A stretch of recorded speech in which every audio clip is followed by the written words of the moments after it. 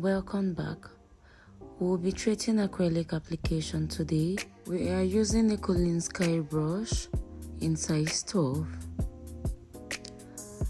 I'm also using a shade in Cover Pink Nude. We start off by pouring out our monomer into the darkening dish and we immerse our brush to pick up our bead.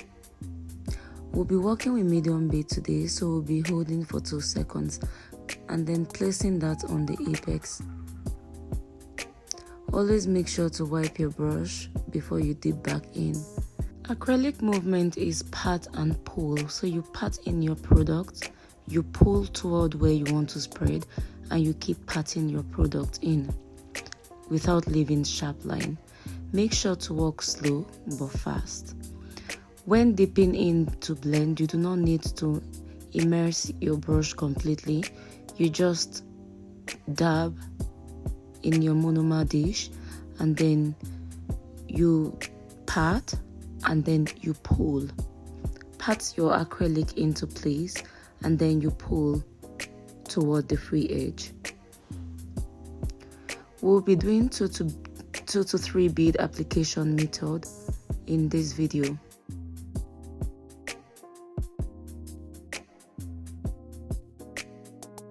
You always wipe your brush back and forth before you dip back into your monomer. If possible, you can take out some acetone in another dish bowl and darpen to wipe out before you dip into your monomer. You make sure you wipe your brush slightly once or twice because acrylic ratio is 2.1 or 2.2 or 1.1. We are placing in the apex bead and we are using a very light medium bead. It's not a small bead because we want to build a proper apex because of the length of the nail. It means we'll have a longer apex, unlike working on short nails.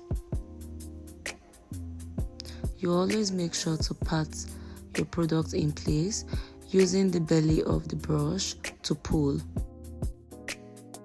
While trying to blend the tip of the acrylic together, blending it to the down base, it's called feather blending movement. Do not forget what the movement is called. Always make sure you pat in any lumpy swollen side in place, making sure you have a flat application. You make sure you pat and pull toward the free edge, and always make sure you use the tip of your brush round the side walls and cuticles to remove any extra extension. We are going in with our third bead, which is the free edge bead. We are placing that right in the middle and then we start the feathering movement, making sure we blend out any sharp edge and having a very even application without showing any uneven line between each placement. Always remember, don't just pull your acrylic off the nails, you pat it into where you want them to be leveled. You keep leveling your nails until it's properly leveled before you sweep off toward the free edge. You can remove excess by placing your application brush beneath the nails and making sure you wipe that out properly from the brush before you dip in and blend again, so you do not get your monomer crystallized. If it gets too thick, do not work with it. It would not be soluble.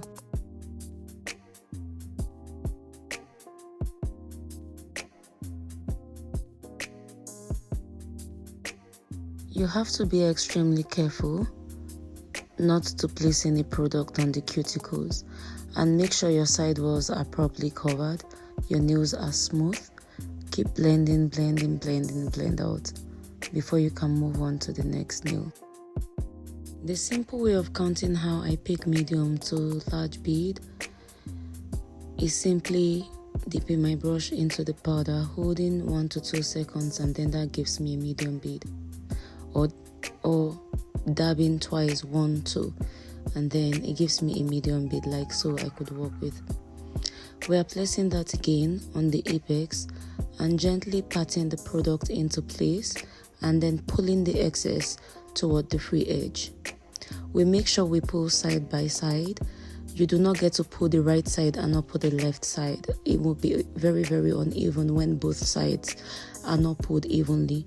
Tucking in the corners so that the product will flow toward the middle instead of overflowing to the side walls.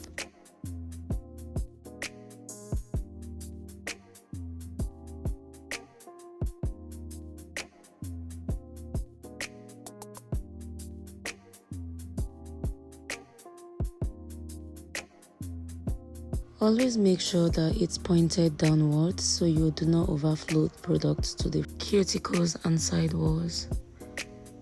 When placing on the cuticle, you always make sure to keep 2 mm away, which is the press and hold method. Bending it downwards, making sure that the product overflows downward. Blending in the sides to redirect the product to remain in the middle instead of overflowing to the side walls.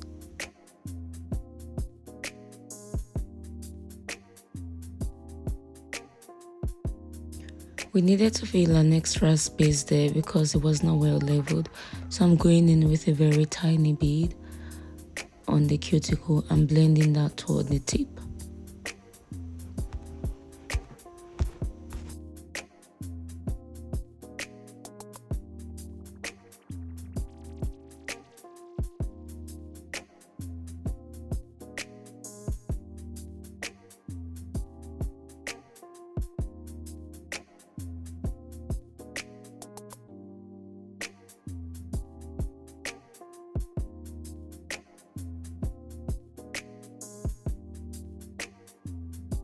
Smoothing with the feathery method, you could as well smoothen back to blend in any harsh lines.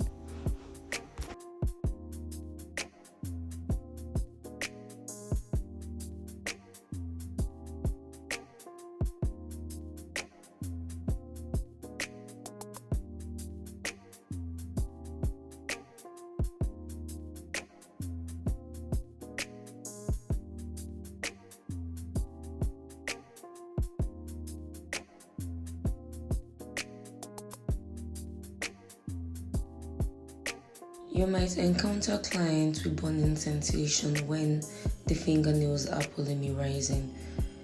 So you would be using an acetone, a drop or two, to stop this effect. You would encounter that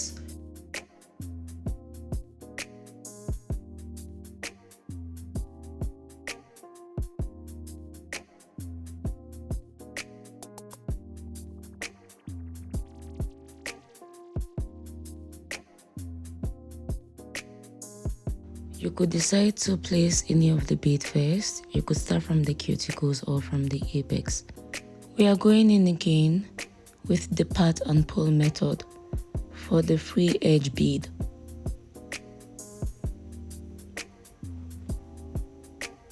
And then making sure we pull toward the free edge. We are placing the cuticle bead using the press and glide method by pressing 1 millimeter or 2 millimeter toward the cuticle. Make sure you always leave a space in between when placing between the cuticle and the skin so you do not put products on the cuticles or side walls. Make sure you check the corners to be sure that they are well placed and properly blended in before you proceed. You can always use the tip of the brush to adjust any product from the skin. If you would want to work faster, you would have to learn how to use one bead application method. It helps you work faster.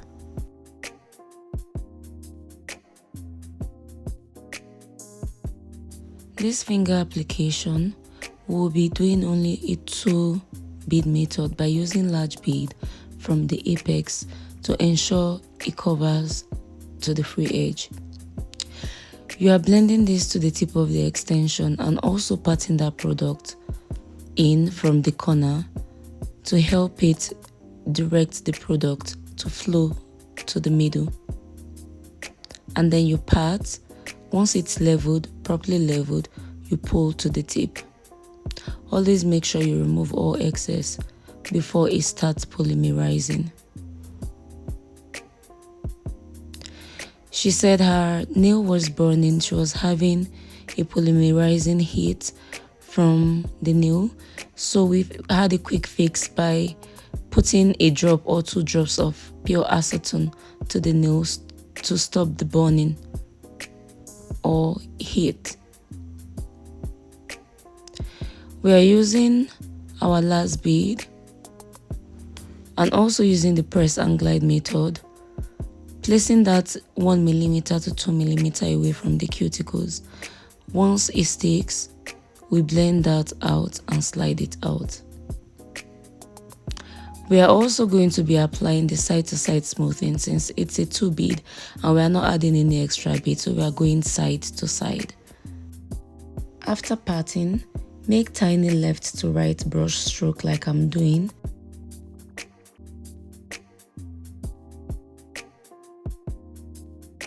The side-to-side smoothing, this helps the acrylic to level evenly before it starts to set. The reason why the shape of the nail look very uneven is because we did not get to file the extension. We only cut off and trimmed the length before the application, so the corners would wobble. You can always decide to file your extension first, but I prefer to file after unless I'm doing a specific shape like almond stilettos before I get to shaping, but for square, I file after acrylic application.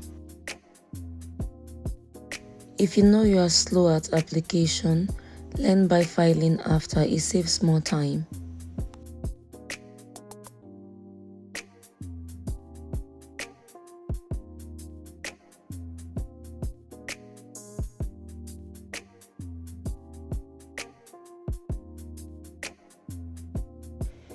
Always remember to use the press and glide method toward the cuticles and always leave space in between to use your brush to blend in. You press and then you glide. You make sure you pat that into place and then you glide it toward the tip of the extension.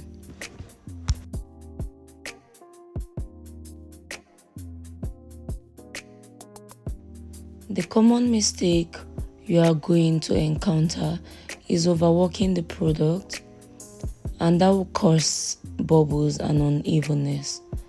Using too much liquid would only give you a running acrylic, which is fine for doing arts on nail but not application, and that would also cause lifting if the acrylic is too runny or too hard. You make sure your consistency is 2.2 or 2.1. And if you press too hard, the acrylic would move and it creates dents. This was the final result of this application before filing.